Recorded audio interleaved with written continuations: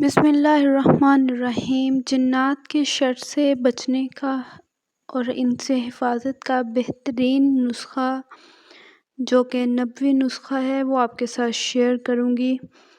احادیث کے مطابق جو بہترین نسخہ بتایا گیا ہے جنات کے شر سے حفاظت کا وہ آج آپ کے ساتھ شیئر کروں گی۔ ویڈیو کو اینڈ تک دیکھیے گا تاکہ کوئی پوائنٹ مس نہ ہو جائے، اور دعا میں شیئر کروں گی کون سی دعا پڑھنی ہے، اور اسے ریٹن بھی شیئر کر دوں گی آپ کے ساتھ۔ ویڈیو کو اینڈ تک دیکھا کریں تاکہ آپ کو پتہ چلے کہ ریٹن دعا بھی موجود ہوتی ہے۔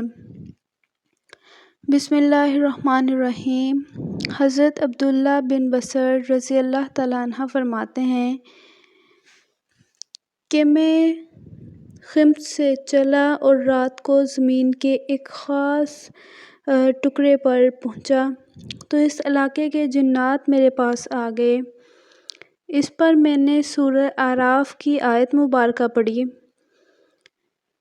تو اس پر جنات نے ایک دوسرے سے کہا کہ اب تو صبح تک اس کا پہرہ دو۔ چنانچہ انہوں نے ساری رات میرا پہرہ دیا اور صبح کو میں سواری پر سوار ہو کر وہاں سے چل دیا۔ یہ حیات الصحابہ سے لیا گیا ہے۔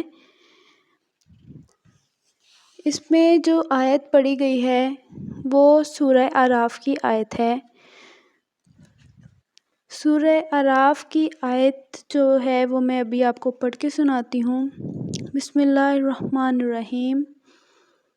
ان ربکم اللہ الذی خلق السماوات والارض فی ستۃ ایام ثم استوى علی العرش یغشی اللیل النہار یطلبہ حثیثا والشمس والقمر والنجوم مسخرات بامرہ الا لہ الخلق والامر تبارک اللہ رب العالمین۔ یہ سورہ اعراف کی آیت ہے۔ آپ قرآن مجید سے بھی ویریفائی کر سکتے ہیں، وہاں سے دیکھ کے آپ پکچر وغیرہ لے کے رکھ لیں تو جب بھی آپ کو کسی قسم کا اندیشہ ہو تو آپ اس آیت کو پڑھ سکتے ہیں۔ اگر ویسے بھی آپ اسے روٹین بنا لیں تو کبھی بھی آپ جنات کے شر سے حفاظت کے لیے کبھی بھی آپ کو ضرورت ہو تو آپ یہ پڑھ سکتے ہیں۔ اگر آپ ویسے بھی پڑھتے رہیں تو جنات آپ کو شر نہیں پہنچا